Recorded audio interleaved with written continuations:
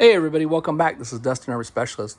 So I'm inside a brand new Alliance Avenue, and this is a 2025-2026. I don't have this site out room completely opened up, but one of the complaints was, hey, I travel with my shades down, right? Obviously, you're trying to protect it from sun and whatnot. And so these pool shades that go up and down, this shade, and that shade, owner says, hey, they automatically retract back up. Is there an adjustment on them? Well, no, there's not. They go down and they're tensioned correctly with all the others just because of the distance of this run with this slide out, and there'll be a lot of flopping and moving. This back wall shakes and moves a lot, and it does move where people don't realize it. So if you hit hard enough bump and that shade is down, it's gonna just glitch and shoot up on its own. That's normal. There's nothing we can do about it. Same thing with these two. That's a huge long shade and that's a huge wide shade. And again, they're in a slide out. So they're gonna, especially on the side of the coach where it's doing this and ratcheting, it's gonna shoot and pop up. Sometimes it won't really do it on these sides. And for whatever reason, maybe this one didn't do it or that one didn't do it, but it does happen. It's quite frequent. And so people come in with questions and saying, hey, my shade came loose or it fell off or the clip broke or whatever the scenario. My advice to you is these shades are stupid expensive. They're a pain in the butt to order. Nobody ever has them in stock. They change colors constantly all the times. A lot of times they're not available and regularly there. So 2-3 years from now, you come in, hey, I need a shade.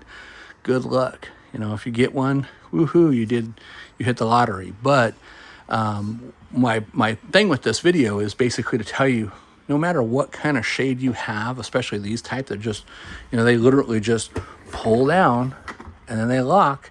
And then again, the slightest little bump and they slowly retract up and close, right? Just like that.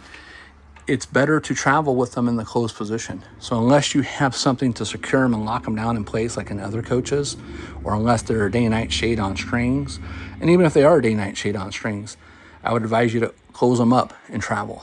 You don't want to leave them down hanging. And it'd be like not securing your refrigerator door or your cabinet panels or putting too much stuff in there and taking a risk of, hey, it might slide open on you. Just like the TV, right? There's a strap on the TV.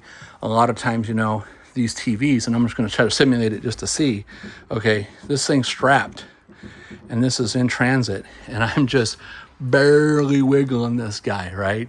So can you imagine if you're in here when you're traveling, that TV is just flopping all over the place and you take a risk of it damaging the brackets, the mounts that hold the TV, because look at that. That's crazy. I would tell you to push the TV back in, maybe take like some pool noodles or something, which still may rub on the cabinets, or take and purchase another strap, something, brace it with something underneath here to keep it from doing that in case it comes off. So it's the same kind of concept as the shades.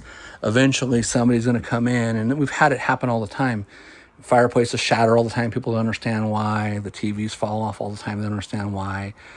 Shower doors, I don't know what kind of shower door this gentleman has, so I'm going to take a look. But the glass shower doors, oh, yep, the glass shower doors already fall off. And look, this guy's smart.